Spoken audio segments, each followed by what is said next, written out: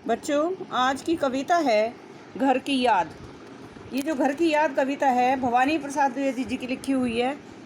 ये इस कविता में जब ये क्या कहते हैं हमारा देश जो है अंग्रेज़ों के अधीन था, तो उस समय इन्होंने भारत छोड़ो आंदोलन चलाया था इंडियंस ने। तो उसमें ये 1942 की बात है। तब जो कवि हैं उस भारत छोड़ो आंदोलन के तहत इनको जो है कारावास में डाल दिया गया था। तब उन्होंने ये कविता लिखी थी। उसमें बारिश का मौसम है और कवि जो है जेल में बंद है। उन्हें अपने घर की याद आ रही है क्योंकि घर पे सभी उनके भाई बहन सभी इकट्ठे हो रखे हैं। तो उस समय उन्होंने जेल में जो है ये कविता लिखी है। तो इन्होंने लिखा है कि आज पानी गिर रहा है, बहुत पानी गिर रहा है, रात भर गिरता रहा है, प्राण मन गिरता रहा है, बहुत पानी गिर रहा है, घर नज़र में तिर रहा है, घर की मुझसे दूर है जो, घर खुशी का पूर है जो। इन पंक्तियों में कवि कह रहा है कि आज बरसात हो रही है, यानी बारिश हो रही है, पानी बहुत अधिक बरस रहा है। जब बारिश हो रही है तो पानी अधिक बरस रहा है और जो वर्षा है वो रात भर होती रही है। ऐसे में कवि का मन और जो उसका मन है, उसका मन जो है घर की याद में पड़ा हुआ है। घर की यादों ने घेर रखा है उसको, क्योंकि उसके घर पर जो है सभी सदस्य हैं और कवि की नज़रों में उनका घर के सदस्य जो हैं बारिश के कारण तैर रहे हैं। एक एक करके सबकी याद कवि को आ रही है और उनका जो घर जो है, कवि का घर जो है वो खुशियों का भंडार है, लेकिन दुर्भाग्य का कारण कवि ही अपने घर से दूर है। घर में चार भाई, मायके में बहन आई बाप के घर, हाय रे परिताप के घर में सब जुड़े हैं, सबकी इतने कब जुड़े हैं, चार भाई चार बहनें, बुझा भाई प्यार बहनें। अब कवि कह रहा है, अपने घर के बारे में बता रहा है कि घर में चार भाई, कि कवि के जो है चार भाई हैं और जो बहन है वो अपने घर आई हुई है, यानी अपने पिताजी के घर पर आई हुई है, जहाँ पर उसको दुख का सामना करना पड़ रहा है। दुख का सामना क्या, कि उसका एक भाई जेल में है। घर में सब जुड़े हैं, सब घर पर इकट्ठे हुए हैं, सबकी इतने कब जुड़े हैं। और कवि सोच रहा है कि ये तो कभी कभी होता है जब सब इकट्ठे होते हैं।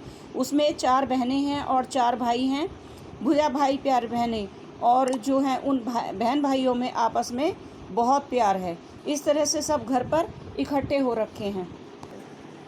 और माँ बिन पढ़ी मेरी, दुख में वह गढ़ी मेरी, माँ की जिसकी गोद में सिर रख लिया तो दुख नहीं फिर, माँ की जिसके स्नेह धारा का यहाँ तक भी पसारा, उसे लिखना नहीं आता जो कि उसका पत्र पाता। अब कवि जो है अपनी माँ के लिए पंक्तियाँ लिख रहा है कि माँ जो है, कवि की माँ जो है बिना पढ़ी लिखी है, यानी अनपढ़ है, और उसे जो है उसका दुख सता रहा है, जो क्योंकि उनका एक बेटा जेल में है तो इसलिए वह बहुत दुखी है। माँ की जिसकी गोद में सिर रख लिया तो दुख नहीं फिर। अब कवि कह रहा है कि माँ की गोद ऐसी होती है कि बच्चा कितना भी परेशान हो, यदि वह दुखी है, परेशान है और अपनी माँ की गोद में सिर रख लेता है तो उसका सारा दुख दूर हो जाता है। माँ की जिसकी स्नेहधारा यहाँ तक भी पसारा, और उनका जो स्नेह है, जो माँ का जो स्नेह है वो जेल तक भी फैला हुआ है, यानी जेल में रहते हुए भी कवि को अपनी माँ का प्यार सता रहा है। उसे लिखना नहीं आता जो कि उसका पत्र पाता। अब कवि इस बात से दुखी हो रहा है, परेशान हो रहा है कि यदि उसकी माँ पढ़ी लिखी होती तो कम से कम उसको पत्र तो लिख देती जिससे वह अपने दुख को व्यक्त कर पाती, लेकिन कवि जो है अपनी माँ का पत्र इसलिए प्राप्त नहीं कर पाता क्योंकि उसकी माँ अनपढ़ है।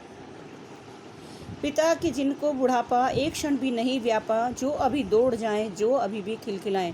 अब इन पंक्तियों में कवि जो है अपने पिताजी के बारे में लिखता है कि हालांकि उनके पिताजी के चार लड़कियां चार लड़के हैं, वो काफ़ी एज उनकी हो रही है, लेकिन उनको बुढ़ापा, वो अपने पिताजी के लिए लिखते हैं कि एक क्षण भी नहीं व्यापा, कि उनको बुढ़ापा बिल्कुल भी नहीं झलकता। क्यों? क्योंकि जो अभी दौड़ जाएं, जो अभी खिलखिलाएं, उनके पिताजी अभी भी दौड़ लगा सकते हैं, और क्योंकि वो जो हैं व्यायाम करते हैं, उनके पिताजी खिलखिलाकर हंसने वाले व्यायाम करते हैं, और व्यायाम करने के कारण वो इतने चुस्त हैं कि अभी भी वो बुढ़ापे में दौड़ लगा सकते हैं। मौत के आगे न हिचके, शेर के आगे न बिचके, बोल में बादल गरजता, काम में झंझा लरसता। अब अपने पिताजी के लिए कहते हैं कि मौत के आगे न हिचके, कि उनके पिताजी इतने चुस्त और दुरुस्त हैं कि मौत भी उनके सामने हिचक जाती है, वो मौत से डरते नहीं हैं। शेर के आगे न बिचके, और शेर भी अगर सामने आ जाए तो एक बार उस शेर का भी मुकाबला कर लें, इतनी ताकत उनके पिताजी में है। बोल में बादल गरजता, काम में झंझा लरजता। अब जो उनकी जो आवाज़ है वो इतनी कड़क है कि आज भी वो जो जब बोलते हैं तो ऐसा लगता है कि जैसे बादल गरज रहा हो। काम में झंझा लरजता, और जो उनका जो काम है वो काम करने का तरीका इतना अच्छा है कि उनमें आंधी तूफान जैसी स्फूर्ति आ जाती है। जिस प्रकार से आंधी तूफान बहुत तेज़ी से आता है, उसी प्रकार वो भी बहुत तेज़ी से काम करते हैं। आज गीता पाठ करके, दंड 160 करके, 260 करके, खूब मुकदर हिला लेकर, मूठ उनकी मिला लेकर, जबकि नीचे आ गए होंगे, नैन जल से छा गए होंगे, हाय पानी गिर रहा है, घर नज़र में तिर रहा है। इन पंक्तियों में भी कवि अपने जो पिताजी के लिए ही वर्णन करते हुए कहते हैं कि पिताजी आज भी गीता का पाठ करके आए होंगे और उन्होंने 260 दंड बैठक लगाई होंगी, क्योंकि उसके पिताजी व्यायाम करते थे। खूब मुकदर हिला लेकर, मुकदर जो है व्यायाम करने का एक इंस्ट्रूमेंट है, और उसको लेकर वो जो है मतलब इतनी उनमें शक्ति है कि उसको लेकर वो नीचे आ गए होंगे, जबकि नीचे आए होंगे नैन जल से, और जब वो नीचे आ गए होंगे तो उन्हें मेरी याद आ रही होगी, जिससे उनकी आंखों में आंसू आ रहे होंगे। हाय पानी गिर रहा है, घर नज़र में तीर रहा है। और कवि जो है अपने घर को याद करके बहुत परेशान हो रहा है और कह रहे हैं कि हाय बरसात हो रही है, पानी हो रहा है, गिर रहा है, और उनकी नज़र में उनका घर तैर रहा है। चार भाई चार बहनें, भुजा भाई प्यार बहनें, खेलते या खड़े होंगे, नज़र उनको पड़े होंगे।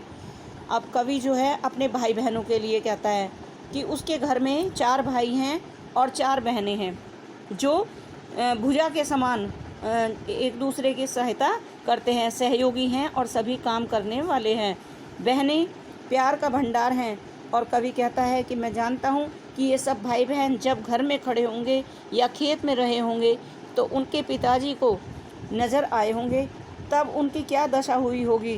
क्योंकि कवि कहता है क्योंकि कवि जेल में हैं, तो उनके कारण उनके पिताजी परेशान हो रहे होंगे।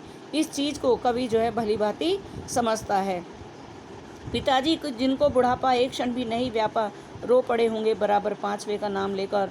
और कहते हैं वो कहते हैं कि पिताजी जिनको एक क्षण भी नहीं व्यापा, जिनको बुढ़ापा नहीं आया अभी तक, जिन्होंने ये महसूस नहीं किया, वो अभी तक व्यायाम करके चुस्त हैं कि उनको बुढ़ापा आ गया, एक पल भी उनको बुढ़ापे का असर नहीं आया, और वो कवि की याद करके रो रहे होंगे। क्योंकि कवि जो है 5वें नंबर के 4 बेटे तो उनके साथ हैं, और जो 5वें नंबर का है वो कवि जेल में बंद है, इसलिए वो उनका नाम ले लेकर परेशान हो रहे होंगे, रो रहे होंगे। 5वां मैं हूँ अभागा, जिसे सोने पर सुहागा, पिताजी कहते रहे हैं, प्यार में बहते रहे हैं। अब कवि जो है इस अपने बारे में बताता है कि जो उनके पिताजी हैं वो उनको बहुत प्यार करते हैं। वो कहते हैं 5 हूँ मैं अभागा, कि कवि कहता है कि मैं 5वें नंबर का हूँ, लेकिन मैं भाग्यहीन हूँ।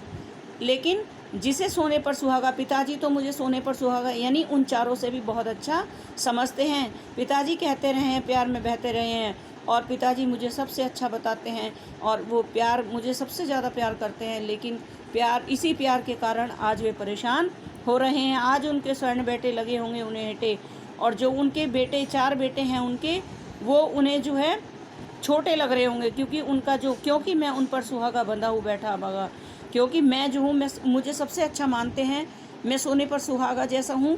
और इतना क्योंकि मैं अभागा इसलिए हूँ क्योंकि बंधा बैठा हूँ, क्योंकि वो जेल में बंद हैं, इसलिए अपने आप को कवि अभागा कह रहे हैं।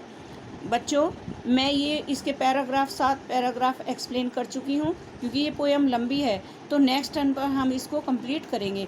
थैंक यू, और आंसर भी होंगे। धन्यवाद। ये क्वेश्चन आंसर इसके तभी कराऊंगी जब पोएम कंप्लीट कर लूँगी। अब ये बस मैंने पोएम ही एक्सप्लेन की है। Thank you.